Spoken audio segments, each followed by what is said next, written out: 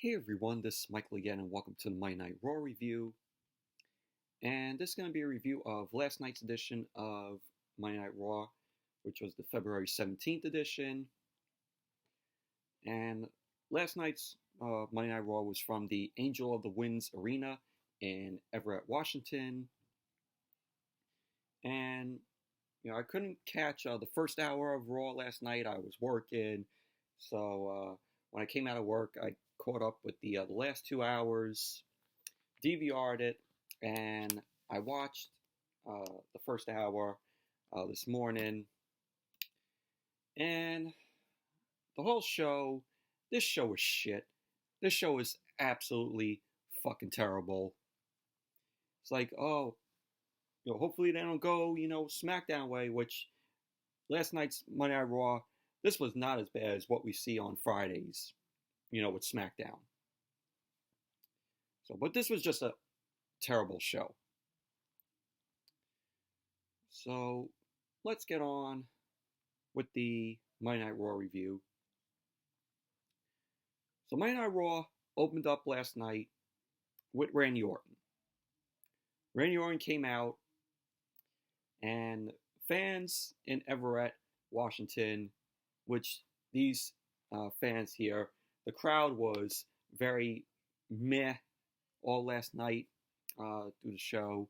Fans were chanting "You suck" to Randy Orton because Orton ended up entering the ring. Orton ended up saying nothing, so he ended up pointing to the big screen. We see the footage of his, what he did to Edge and Matt Hardy, with the chair on both Matt Hardy and Edge's head, and how he took the chair and smashed the chair into Matt Hardy and Edge's head. For one on one. The first we saw Randy Orton do that was to Edge, and then the following week he did it to Matt Hardy. So after that footage was over, and we went back to the ring, we saw Orton there. Fans were still chanting "You suck" to Orton. Orton then got on the mic, and he ended up saying that he's supposed to face Matt Hardy in a no-holds-barred match, which WWE announced it. They announced that it was going to be Randy Orton versus Matt Hardy, no-holds-barred, last night on Monday Night Raw. But Orton says, after what happened last week when he attacked Matt Hardy, same thing like he did to Edge.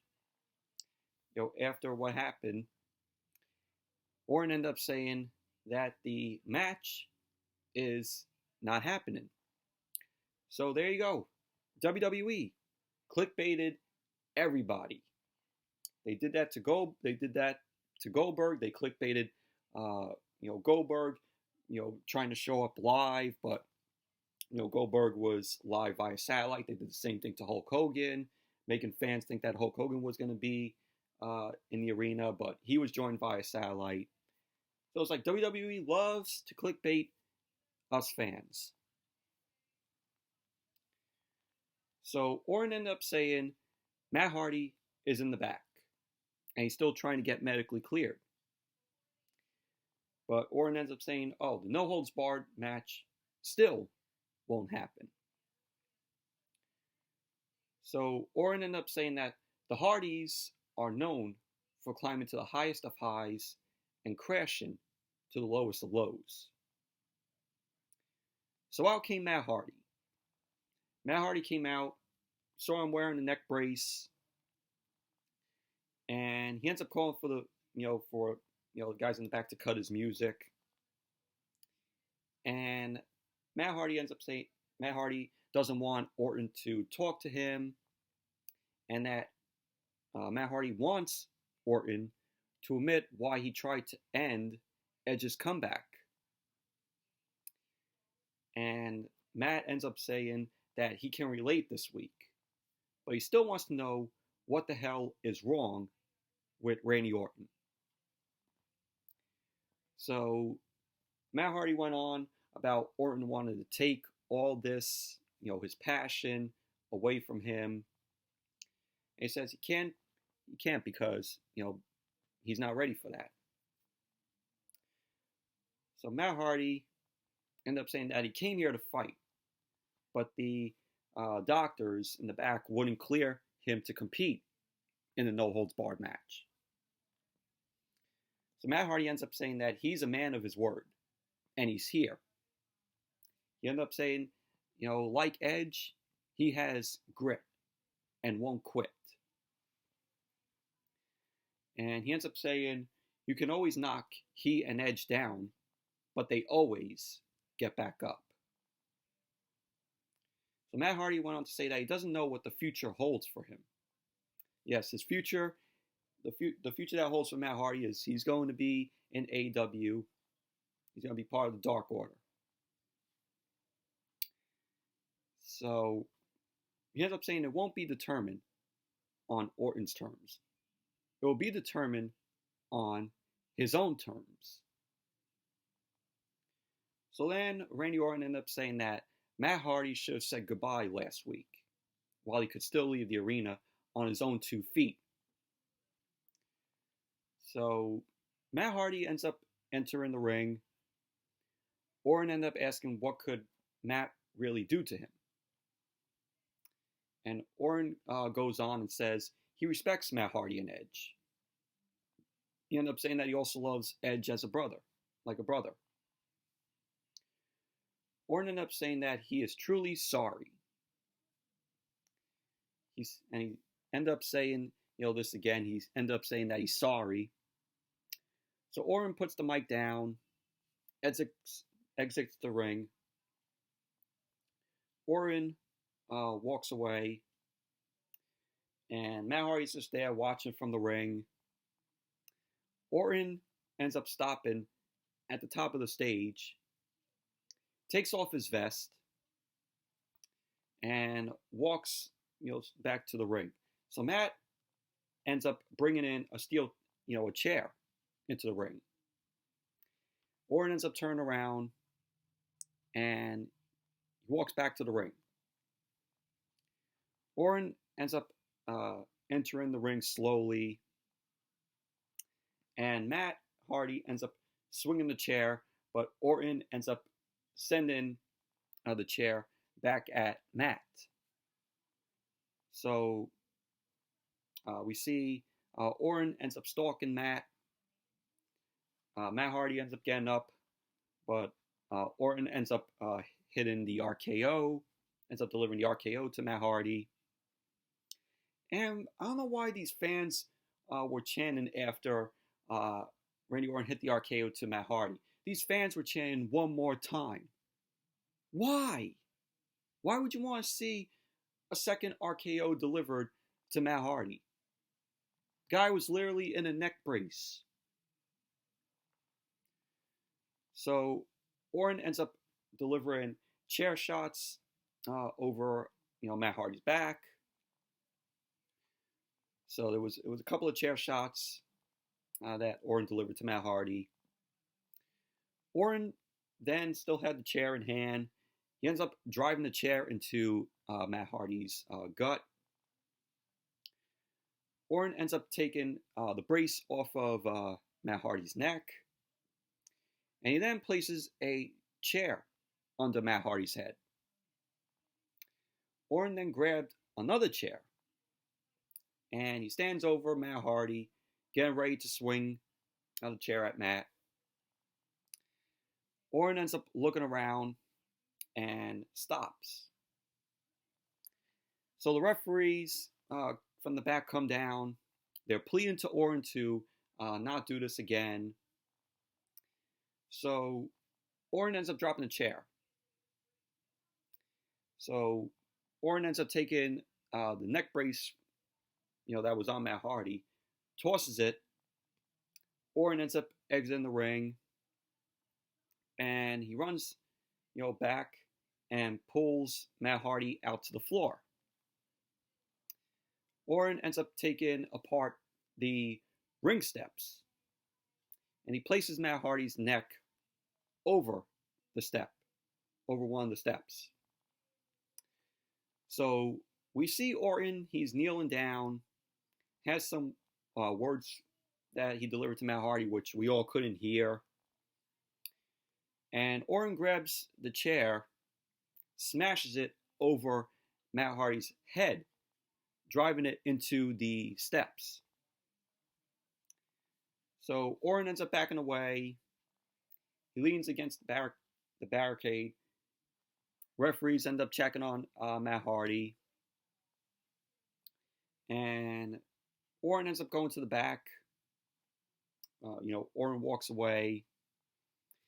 And then Randy Orton walks back over and stares at Matt Hardy. Comes back and, he tries to move Matt Hardy, but he's out. Matt Hardy was out. Orton then delivers another chair shot over to the back of, Matt Hardy's neck against the ring steps. And then we just hear Orton yelling out, "I'm sorry, I'm sorry." And then he walks off, and then Monday Night Raw went to commercial. That was the whole segment, though. But this was, in my opinion, the best segment of the night. This was a really enjoyable segment between Orton and Matt Hardy. This was WWE, once again, putting Matt Hardy here, because even though this was supposed to be his goodbye, which we saw last week, WWE brought back Matt Hardy this week just to get more, Matt Hardy, embarrass him even more before his contract is up on March 1st. After March 1st, Matt Hardy, without a doubt, signing with AEW. But this was a really enjoyable segment. Probably the best segment of the other night. And then we had, I forgot to mention when, they showed the replay of, Orton, hitting the chair to Matt Hardy's back on the steps. You had fans in the crowd, cut to fans in the crowd with their, their reactions, with their shocking reactions.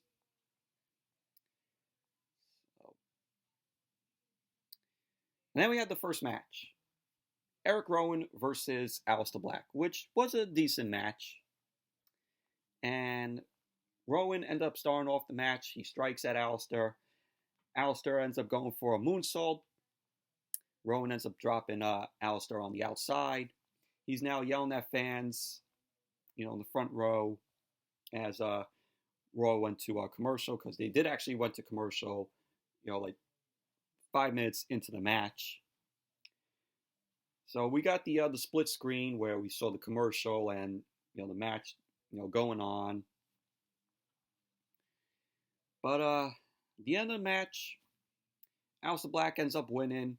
He delivered a black mass to Erick Rowan. So there you go. Aleister Black ends up winning the match. But overall, it was a decent match. Wasn't a bad match. And then, oh God, we had Charlotte come out. Charlotte Reigns came out. As I would call it. Not Charlotte Flair, it's Charlotte Reigns, to me, in my opinion, because she is the female Roman Reigns. So Charlotte ended up coming out, and she did appear the previous night at NXT TakeOver Portland. And now we're going to be getting Charlotte versus Rhea Ripley at WrestleMania. It was officially announced. And NXT TakeOver Portland, as I say, it was an amazing show. One of the best takeovers. It's on that list of best takeovers. Seeing Matt Riddle and Pete Dunne as the new NXT Tag Team Champions. Adam Cole ended up retaining the NXT Championship because he defeated Tommaso Ciampa, and Johnny Gargano ended up turning heel. It was like a little, almost like revenge for Ciampa or Gargano because of what Ciampa did to Gargano, that whole rivalry feud between them, which was one of the best feuds in NXT. So, all in all, NXT TakeOver Portland, I thought it was a good show. One of the best takeovers. It's on that list. So that's my little little thoughts on NXT TakeOver Portland. So now back to this. Charlotte Flair, Charlotte Reigns came out. She got in the ring.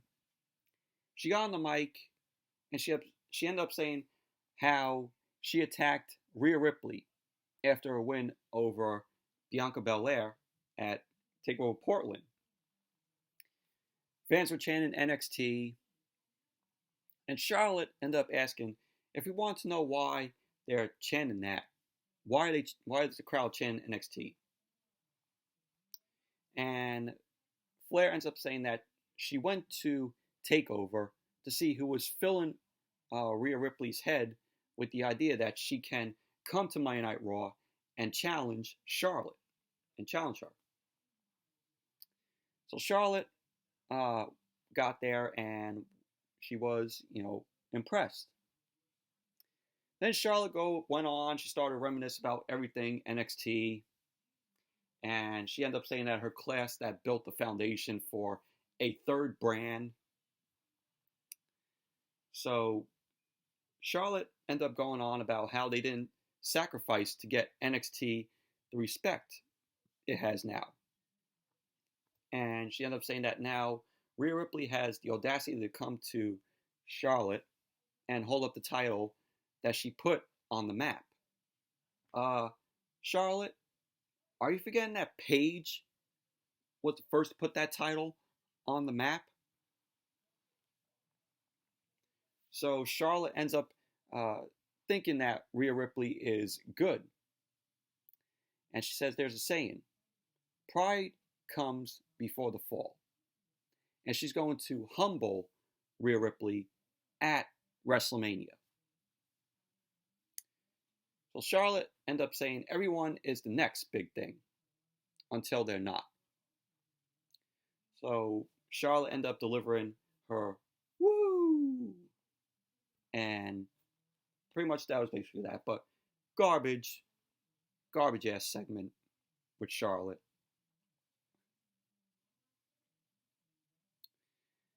So then came to the announcement from the announcers. They were hyping up this gauntlet match that's going to be taking place at Super Showdown. And it's going to be the Tuwak Mountain Trophy. I think that's how you pronounce it. So we're going to be seeing that at Super Showdown. The glorified Saudi Arabian house show. So yeah, that's something we're all excited to see. Yeah, okay. Oh, and we had a match that everyone was excited to see last night. R-Truth versus Mojo Rawley versus Riddick Moss. Triple threat match for the Jobber Ninja Turtle 24/7 title. Like, we were all excited to see this, right? No. Riddick Moss ended up winning the match, retaining the Jobber Ninja Turtle 24/7 championship. Did not give a shit. Fuck the Jobber Ninja Turtle 24/7 title. Why is this title still on TV? Why? It's like I repeat myself every time this title is shown on TV. Why is this title still on fucking TV?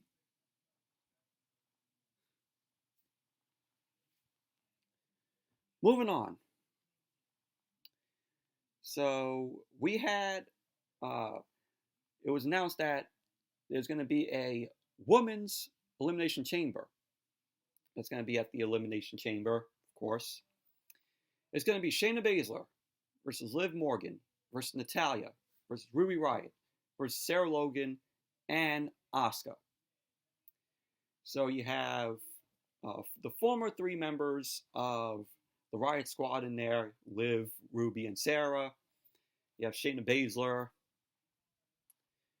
And the winner of the Women's Elimination Chamber will be the winner of that will get to face Becky Lynch at WrestleMania. Obviously, it's going to be Shayna.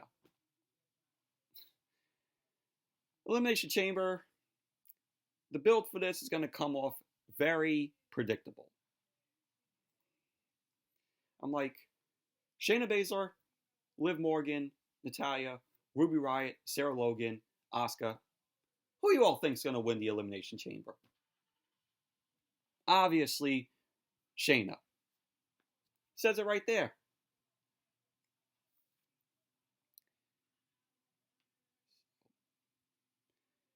And then we had Drew McIntyre come out. Drew McIntyre came in the ring, got on the mic. He ended up getting the crowd hyped up for WrestleMania. McIntyre ended up saying that, Charlotte already pointed to the sign, to the WrestleMania sign. So he's going to do one better. Of course, WrestleMania season, this is the season where the superstars point to the sign.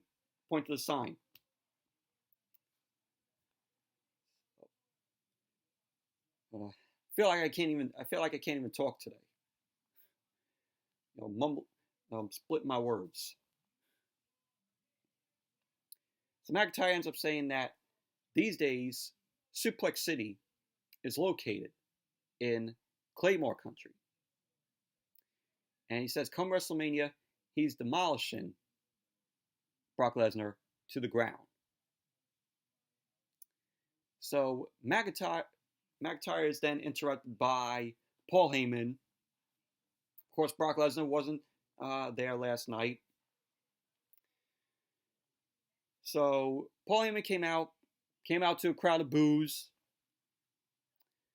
Heyman ends up getting on the mic. He goes to introduce his client, but Brock Lesnar wasn't there, of course.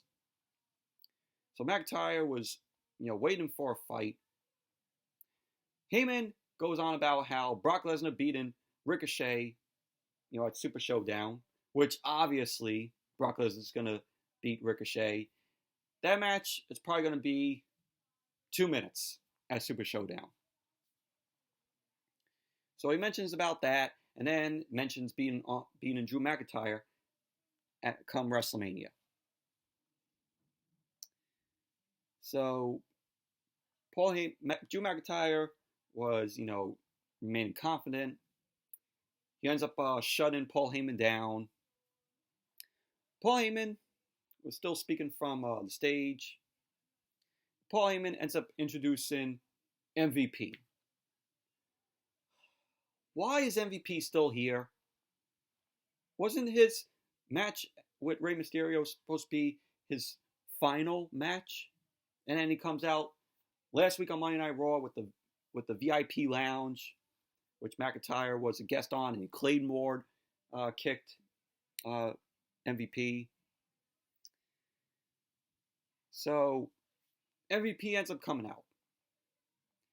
MVP ends up saying that Paul Heyman might not have an issue with Drew McIntyre, but he does. MVP ended up going on to say that he invited McIntyre to the VIP lounge last week as a old friend that treated him with respect. And MVP, of course, got the Stone Cold Steve Austin what treatment. MVP ended up coming into the ring, and he says, McIntyre hit him with a cheap shot last week. He ends up saying that he promises to whoop McIntyre, and it won't be a cheap shot. So MVP ended up calling for the bell. So the bell rings. MVP ended up delivering a cheap shot to Drew. So it was McIntyre versus MVP. And this was just a squash match. Drew McIntyre ended up winning the match. Claymore kick to MVP. So there you go. Drew McIntyre wins. I mean, what does this do for McIntyre? Going into WrestleMania against Brock Lesnar. This was a night that I think Drew McIntyre did not need to be here. WWE could have hold him off for a week, try to get to build him, more and more, for the crowd to get behind him even more, heading into his match with Brock Lesnar at WrestleMania. But this was a waste. Absolute waste.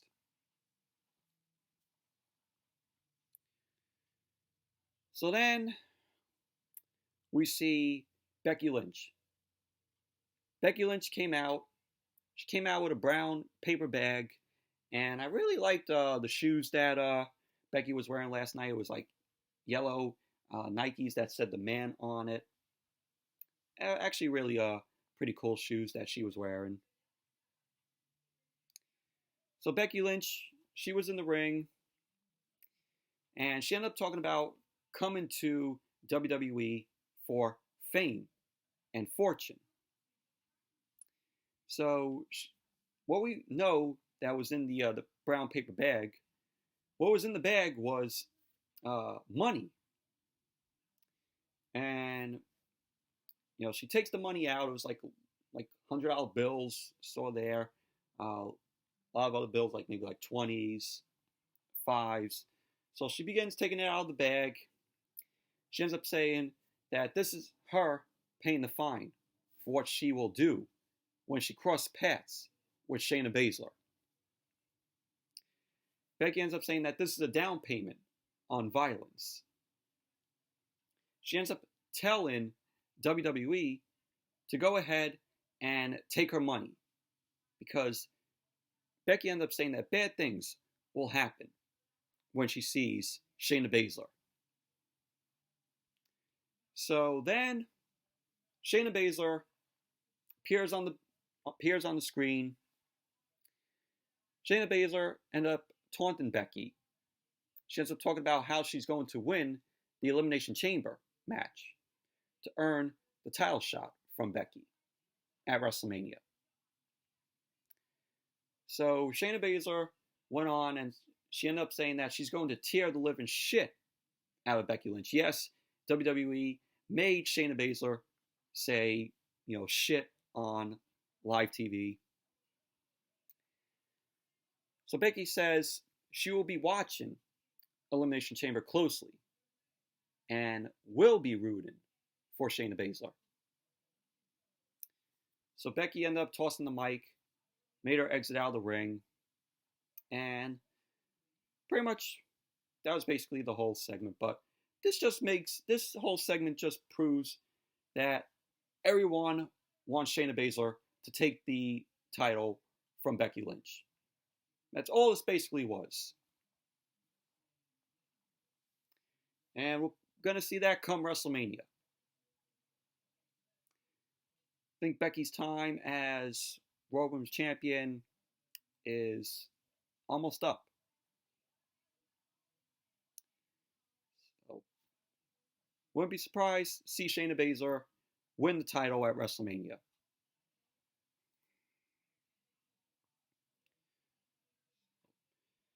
And then we saw Charlie Caruso. She was interviewing Lana, Bobby Lashley, Zelina Vega, and Angel Garza. And Lana ends up taking credit for coming up with the tag team match that we're going to be seeing tonight between Bobby Lashley, Angel Garza versus Rusev and Humberto Carrillo. She ended up saying that it's like a Monday night date, where she ended up saying two of the hottest couples will go against two of the company's biggest losers. So Zelina Vega ends up correcting Lana and says she's not a couple with Garza. She said this is all about business, about money. And that was pretty much basically that, but did not care about this. Then we had Angel Garza and Bobby Lashley versus Rusev and Humberto Carrillo. Garbage match. Angel Garza, only decent thing in this match. continues to be, enjoyable in the ring. But in the end, Angel Garza and Bobby Lashley got the win. Garza ended up taking advantage of the match. He ended up rolling up Rusev, holding on to, Rusev's tights. Garza got a handful of Rusev tights to get the win. So, Garza and Bobby Lashley win it. And did you all give a shit? No, I didn't. I didn't even give a shit about this match.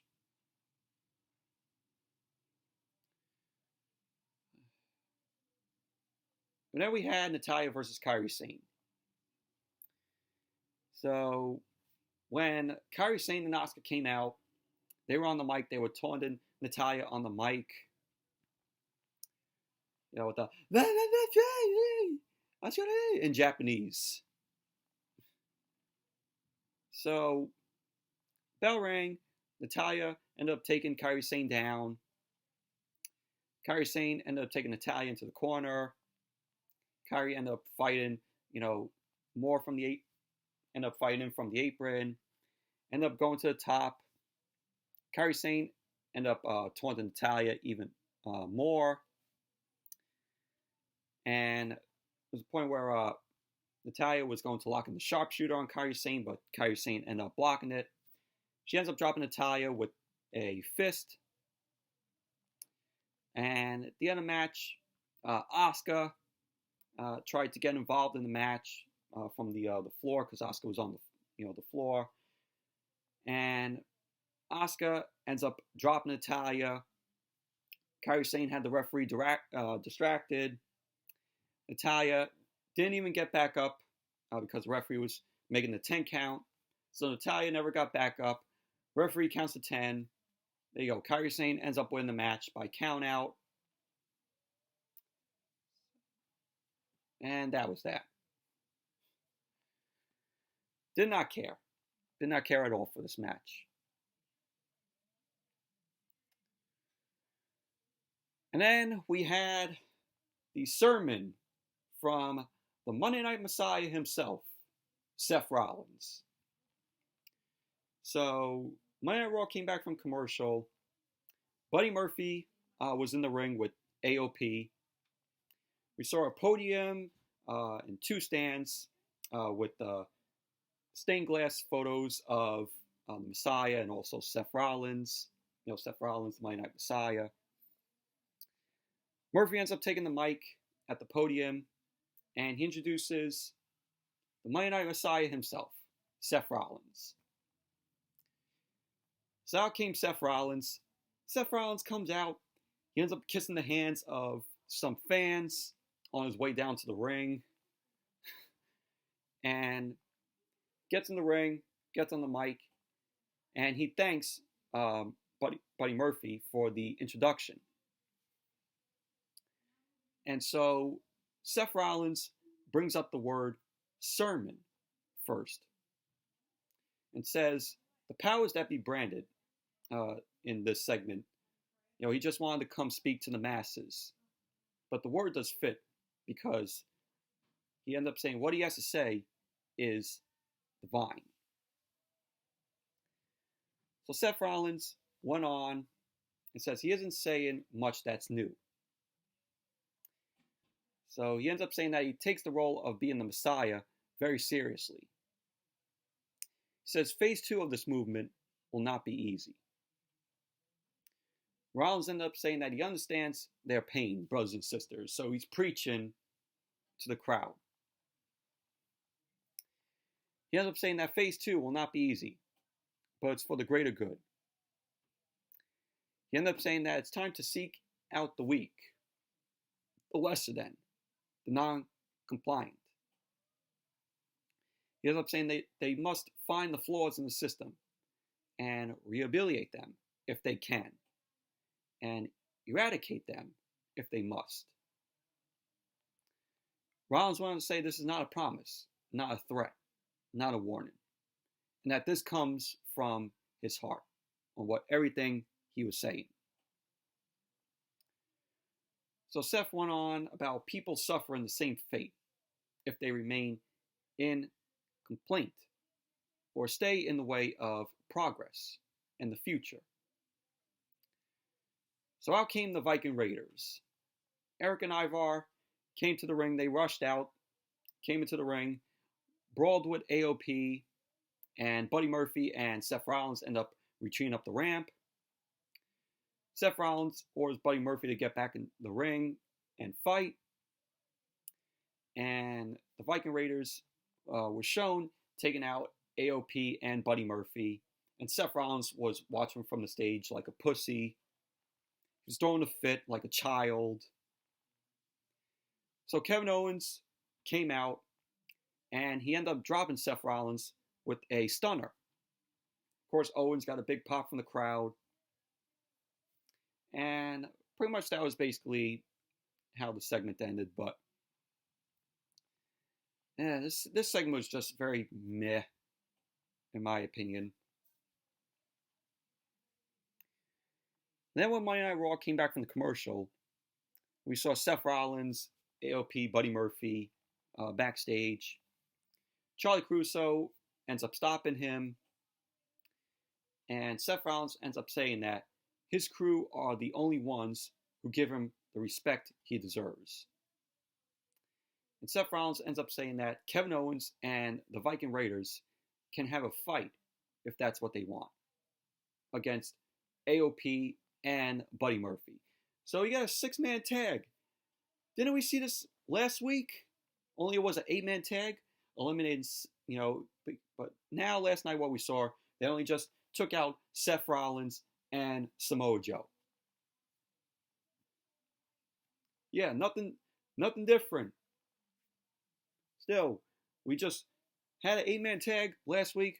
Oh, let's minus that and make it a 6-man tag this week. WWE, copy and paste. Rinse and repeat.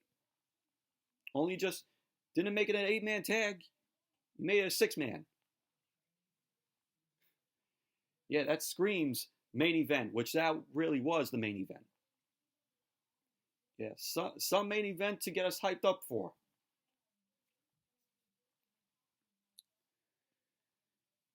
So then we had the OC. AJ Styles returned. And it was AJ Styles, Gallows, and Anderson. They got in the ring. Styles got on the mic. And he says, the Phenomenal One is back on Monday Night Raw. Styles ended up asking what WrestleMania season would be without him. And then we had to see Charlotte and Drew McIntyre point to the WrestleMania sign. And now we had to see Gallows and Anderson point to the sign. And all of them were joking about it, joking about pointing to the sign. And Karl Anderson ends up saying that Styles is the new Mr. WrestleMania, as far as they're concerned. No, Mr. WrestleMania will always be Shawn Michaels, without a doubt. So Styles ends up saying, being the humble man that he is, he can honestly say he's the greatest superstar on any roster of any era. So Styles ended up using the "Who's Next" line. I'm like, what does Styles think he is, Goldberg? So he uses the "Who's Next" line and says he doesn't care who is next. He says it could be Brock Lesnar. It could be Roman Reigns. It could be The Undertaker. It could be Shawn Michaels. And he says it could be the whole NWO. So right here, WWE just planted little seeds. And it was announced, an article saying that, WrestleMania, we're going to get AJ Styles versus The Undertaker. WWE right here, they planted just a little seed. And this is going to lead to Styles versus The Undertaker at WrestleMania. I think The Undertaker is going to be Styles' opponent come WrestleMania. So Styles ended up saying that he will prove his dominance at Super Showdown in the Gauntlet match. And so he then gets interrupted by Ricochet. Ricochet ended up coming out. Styles ended up knocking Ricochet about how he will never win the WWE Championship which, of course, Ricochet isn't. And so the challenge is issued. AJ Styles ends up accepting. But then Karl Anderson ends up saying that he can't let Styles' first match back be against Ricochet. So Karl Anderson ends up accepting the challenge. Because we saw AJ Styles versus Ricochet, like 6 times? And we've seen Karl Anderson versus Ricochet, this will be maybe the 4th time? So yeah, Karl Anderson versus Ricochet. What more can I say? This was a very match. So Ricochet ended up winning the match. Ricochet ended up delivering a super kick to Karl Anderson. Ricochet ended up dropping Karl Anderson on his neck. And that was basically that. Ricochet ended up pinning Karl Anderson. Ricochet wins. Moving on. So we see Charlie Caruso. She was backstage with Liv Morgan. Charlie Caruso was asking Liv Morgan about Ruby Riott taking credit for her growth and the recent attack that Ruby Riott did on Liv Morgan 2 weeks ago. So Liv Morgan ends up telling Charlie Caruso that she was as excited as everyone to see Ruby Riott return 2 weeks ago. So we then got a replay of Ruby Riott's attack on Liv Morgan. She ended up saying that Liv ended up saying that not long ago that would have broken her, but she's no longer that puppy on a leash. She says she found a home in her own skin, and she's going to eliminate Ruby from the Elimination Chamber. Then she's going to go on to WrestleMania for a title shot. I'm sorry, Liv. You're not winning the Elimination Chamber. You're not going to WrestleMania. That, of course, is done for Shayna Baszler. Shayna Baszler is going to be the one to win the Elimination Chamber. I'm so sorry, Liv.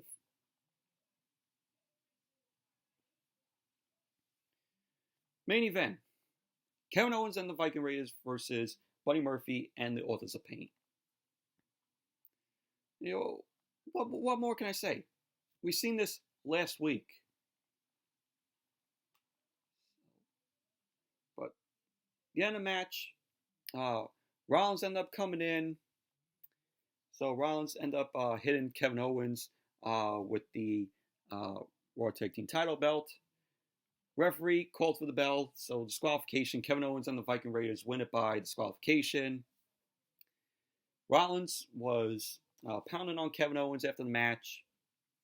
AOP ended up taking out the Viking Raiders on the floor. Seth Rollins ended up taking the mic, and he ended up saying that he warned us this was what would happen if you stay in the way of progress and his vision. So he's being down on Kevin Owens. AOP and Buddy Murphy end up holding on to Kevin Owens. Seth Rollins ended up saying that Kevin Owens has crucified him since day one. And he ended up saying now it's time for them to crucify Kevin Owens. So out came the Street Profits. The Street Profits then came out. Of course, Angelo Dawkins, Montez Ford. They ended up taking out Buddy Murphy on the floor. And then, of course, AOP. And Seth Rollins, of course, run away again, retreating. AOP ended up coming from behind to take out the Viking Raiders and the Street Profits. Seth Rollins, like a child, like pussy, watching from the stage. And we had the Street Profits and Kevin Owens. They take out AOP and Buddy Murphy. Rollins is shown throwing a hissy fit, a temper tantrum on the stage.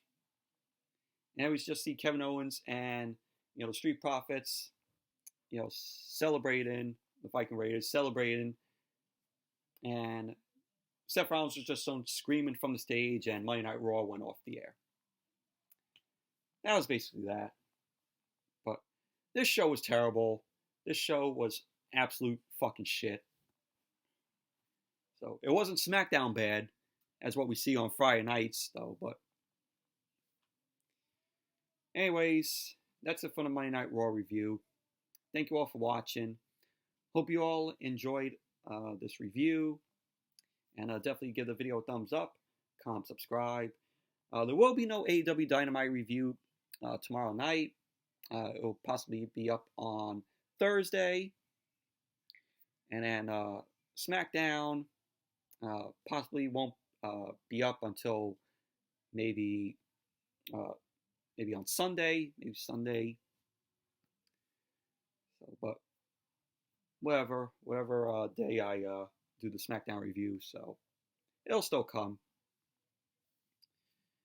So, anyways, that's it for this video. Be sure to give the video a thumbs up, comment, subscribe, and I will see you all later.